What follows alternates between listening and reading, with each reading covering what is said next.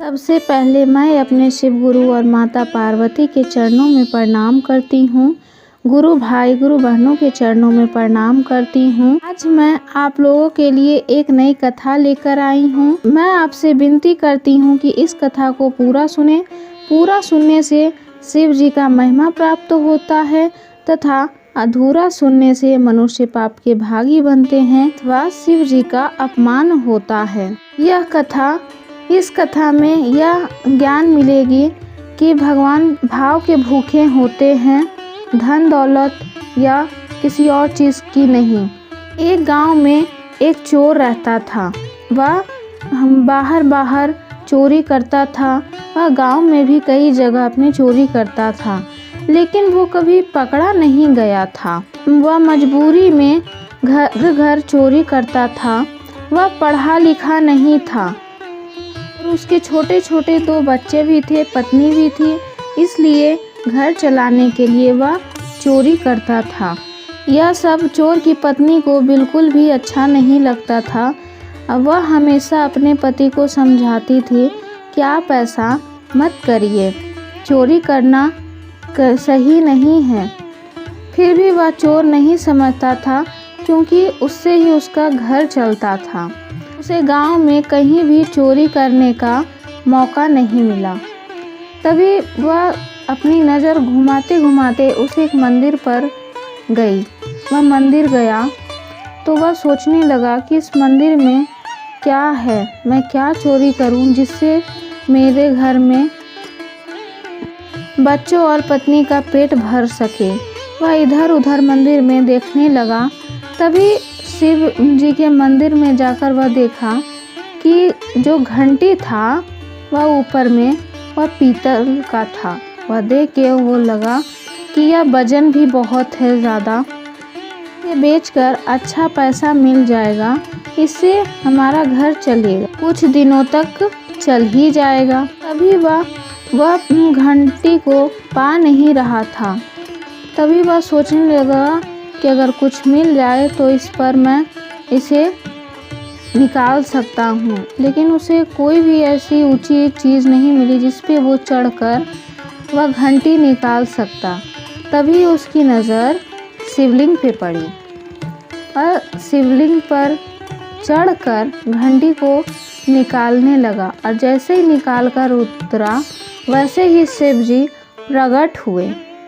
तभी चोर शिव जी को देखकर चौंक गया। तभी शिव जी बोले कि मैंने भक्त तो अपने बहुत सारे देखा कि मुझ पर फूल बेलपत्र धतूरा भोग सब कुछ लगाया, लेकिन तुम्हारे ऐसा भक्त मुझे कहीं नहीं मिला।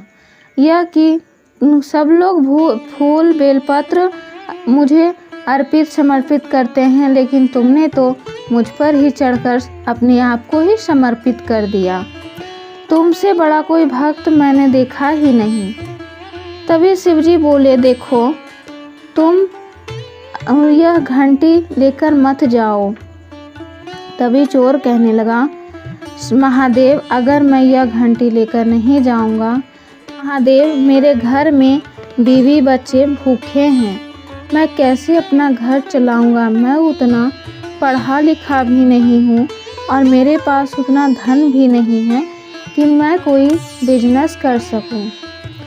तो शिव जी बोले, तो तुम बताओ कि तुम्हें क्या चाहिए। तभी वो चोर बोला, महादेव आप ऐसा करिए कि मैं आपके शरण में ही रहूं और मैं चोरी छोड़कर आप कुछ गुजारा करके ही 2 पैसा कमा कर ही मैं। महादेव बोले, या घंटी को छोड़ दो और जो तुम्हें चाहिए वह मुझसे कहो। चोर कहने लगा, महादेव आपने मुझे दर्शन दिया है, आज से मैं चोरी छोड़ दूंगा।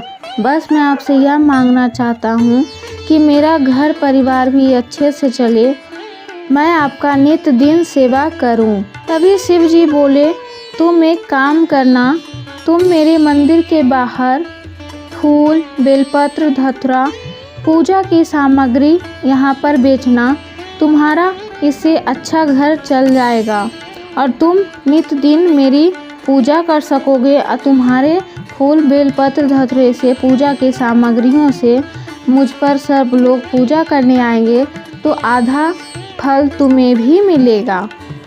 यह सुनकर चोर घंटी को वहीं पर लगाकर छोड़ दिया और शिव जी से आशीर्वाद लेकर वह प्रतिदिन शिव जी के मंदिर के बाहर फूल पूजा की सामग्री लेकर बेचता और शिव जी का सेवा करता और उसका घर शिव जी के आशीर्वाद से अच्छा चलता। हर हर महादेव, घर घर महादेव। गुरु भाई गुरु बहनों, अगर मेरी वीडियो अच्छी लगे तो लाइक करें, शेयर करें।